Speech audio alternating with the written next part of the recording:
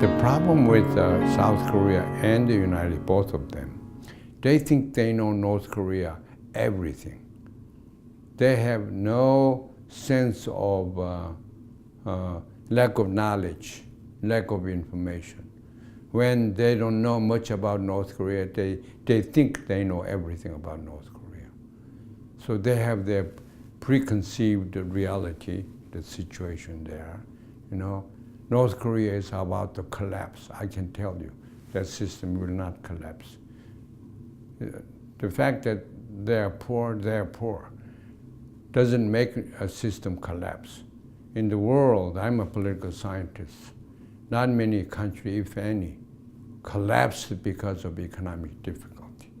Countries do collapse when they experience a legitimacy crisis, the reason to rule.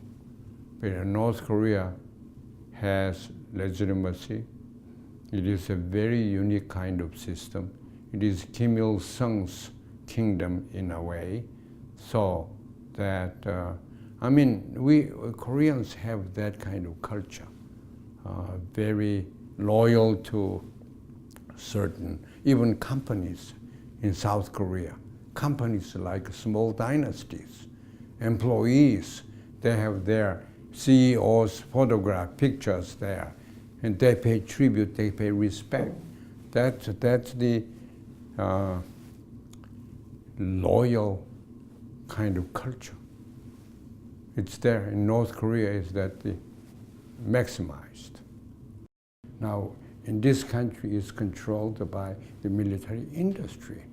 And South Korea is importing American weapons more than any other country in the world. So South Korea is very valuable for the United States as a market for American weapons. That's why we're trying to maintain alliance with South Korea. But North Korea is so important to be demonized, to be the target of our attack. So how can you justify military development without enemy? So North Korea is there.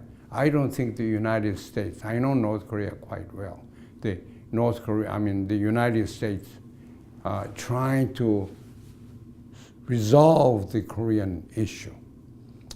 The United States military industry just enjoys North Korea the way it is, demonized and subjected to condemnations on the part of South Korea. Then it will purchase weapons from the United States. So we young people should know South Korea, should know North Korea. More importantly, should know better the United States. America is very important. If America messes up, the world will be adversely affected. And therefore, our second generation, third generation, go out, become good, clever, wise Americans, guide American policies in more desirable, direct way.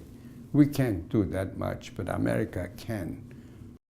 I feel like an orphan, homeless, born in China, ethnically Korean, I never forgot that, legally American, you know, socially, occupation and all that is basically American. But in terms of spirit, my soul, my emotion, I'm lost. I'm lost. I don't have a home. You know? Don't say that. That's why I don't have a home. That's why it's so important to have global village as a home. So important that we have more and more global citizens in today's world. So then, you know, all these sectarian wars will be alleviated. Global citizens, global culture. People ask me, what should be global culture? Is it Christian culture, Islamic culture? The global culture we need is a culture that accommodates all differences. That's the culture we need to create, not one of those but one that can integrate these, accommodate these, respect these. That's what we need. If you're going to make North Korea like South Korea before unifying, it will never happen. You know, we have to establish, develop sameness in our way of thinking. Before that, or economic and political institutions somewhat comparable, living standards somewhat equal. Before that, we cannot unify the country. If one thinks that way, we will never unify the country. North and South Korea will never be integrated in a way that one side dominates. South Korean economic might, intelligence, science, and all that will never overcome the barrier of North Korean ideology. Very unusual ideology. We have to understand what moves North Korea, and they have to understand what is the strength of South Korea. You know, so I like to believe that South Koreans' economic, military might is not what the South Korea is. South Korean strength, like American strength, lies in diversity.